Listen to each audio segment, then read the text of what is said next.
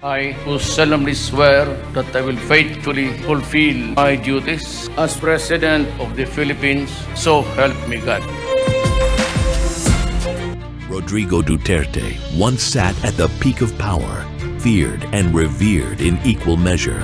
Yet power is a double-edged sword, and those who wield it ruthlessly often find it turning against them.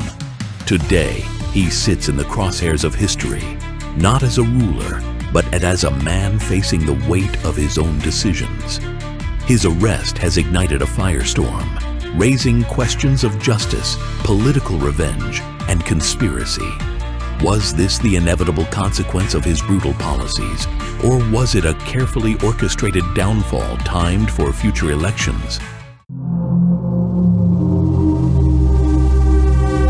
Born in 1945 in southern Leyte, Rodrigo Roa Duterte was raised in Davao, a city that would later become his political stronghold. His father, Vicente Duterte, was a provincial governor, and his mother, Soledad Duterte, was an activist. This blend of political lineage and grassroots advocacy shaped his defiant personality. He studied political science at Lyceum of the Philippines University and later obtained a law degree from San Beda College. But even in his early years, his reputation was marked by aggression and defiance, foreshadowing the leader he would become. The 2016 elections were a turning point in Philippine history.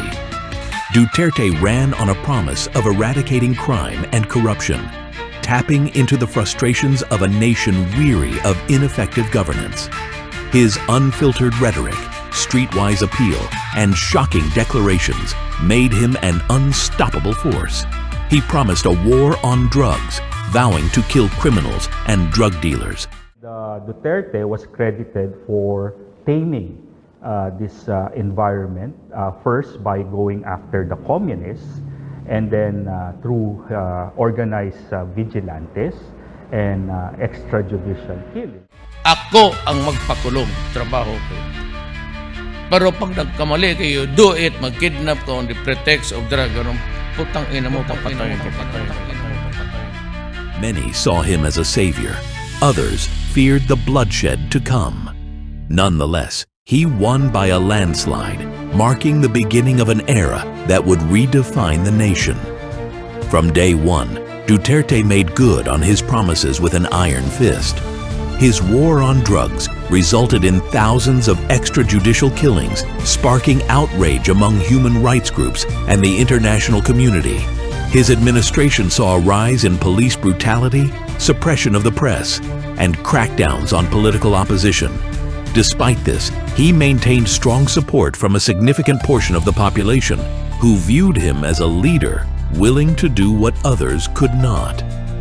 He built alliances with China and Russia, distanced himself from the US, and ruled with an unpredictable, often volatile leadership style. His speeches were a mix of threats, humor, and expletives, shocking even the most hardened politicians. But as his presidency neared its end, cracks in his invincibility began to show. When Duterte stepped down in 2022, his grip on power weakened.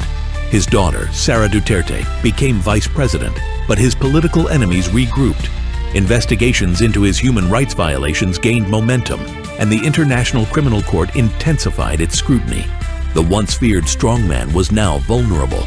He no longer had presidential immunity, and his allies slowly distanced themselves, sensing the winds of change.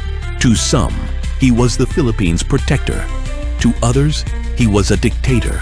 His crude humor, violent solutions, and open disdain for democratic institutions created deep divisions.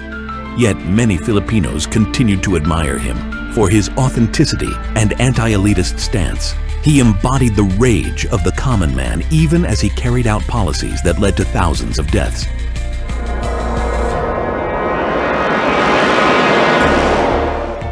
Duterte's brutal war on drugs did not go unnoticed. The ICC launched an investigation into crimes against humanity, citing the thousands of extrajudicial killings under his administration. Despite his repeated claims that the Philippines had withdrawn from the ICC's jurisdiction, the court pressed on. Arrest warrants were rumored for years, But it wasn't until 2025 that a dramatic turn of events led to his downfall. Duterte's arrest came at a strategic moment, right before the 2025 Philippine elections. The former president was taken into custody under ICC orders, allegedly in cooperation with local authorities. But was it truly about justice, or was it a well-timed political move? Some argue that his arrest was meant to dismantle his political influence and prevent his allies from regaining power. His supporters claimed it was a Western ploy to destabilize the Philippines and punish him for his pivot towards China and Russia. Others believed it was long overdue justice for the countless lives lost under his rule.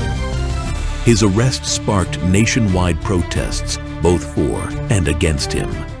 In Davao, loyalists clashed with law enforcement, demanding his release.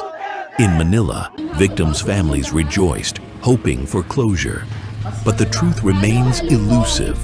Was Duterte a martyr of political revenge, or was he finally paying for his sins? Duterte's ideology was a mix of authoritarianism, nationalism, and pragmatism. He believed in swift justice, often bypassing due process.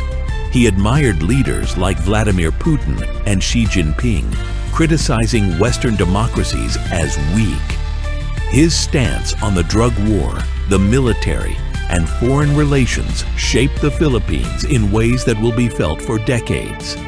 Beyond politics, Duterte was a father, a grandfather, and a man of contradictions. He was known for his womanizing, crude jokes, and unfiltered personality. But those close to him also saw a man who loved his family deeply.